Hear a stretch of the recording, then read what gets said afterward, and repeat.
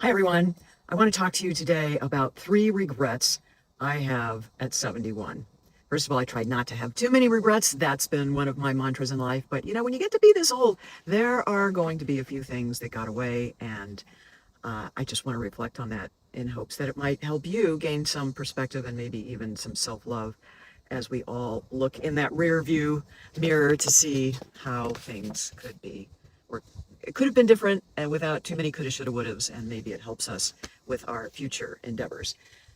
For me, the biggest regret I have are the relationships that I chose to invest a lot of time in. Now, I have a friend who says that we either stay too long or don't stay long enough in relationships. And when I look back, it is definitely staying too long. And part of that, my alibi, if you want to call it that, excuse, whatever, and maybe you can relate to this, is generally at heart, I'm a Midwestern girl, I'm a nice person, and I just don't try and look at things too harshly or judgmentally.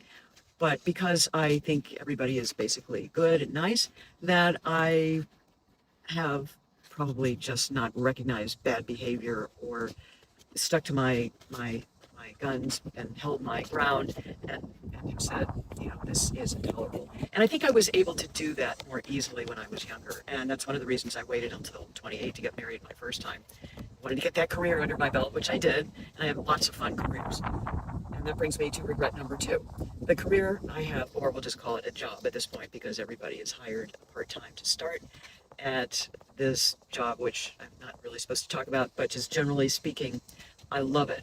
And that was the result of taking a risk and applying for something I figured I would not have any chance of getting because it's in tech, it's in the IT world, and even though from a very young age, people were coming to me to ask questions about how to do things on computers when they were just starting up, I never recognized that as an asset or anything that could really make me money. And so as a result, I delayed until now going after this particular job in this particular field and the way things are going because I do learn quickly and I have a passion for technology. Um, I wish I had done that sooner. So that brings us to regret number 3, which is second guessing myself, not trusting my gut. Now, the gut is actually, even though it's sort of a kind of a cutesy way, listen, when we say things like listen to your gut or trust your gut instincts, you might be wondering, well, where did that even come from? In my searching, it is because our gut, our stomach, has neurons in it that are very similar, not unlike the ones we have in our brain. So there's like little brains down there that tell us things sometimes. Maybe it's a result of a heartfelt experience that we're listening to our heart as well as our gut. But I just often did not trust some of my first feelings about something. And so I would encourage you, if you're listening at any stage of life, just trust in that a bit because there's something to it. And part of my getting new glasses that are kind of geeky is embracing my inner feelings about wanting to change careers at this state, at this time in life, and to just not be afraid to jump right in and look at something that I thought I could not do. Was it Eleanor Roosevelt who said, "Do what you think you cannot do"? And for me, I like to try new things, and it's interesting and fun. And I have always figured with this latest job, if it doesn't last, I feel very lucky and fortunate to have done what I have in the time that I've been given in it. And if it goes on, great. If it doesn't, I still feel very lucky to have gotten this far in it. And it's a lot of fun. And I just embrace that. And if it doesn't work out, then I'll try something else because time is our most precious commodity at this point in life. So you better do what you love because that'll clock is ticking.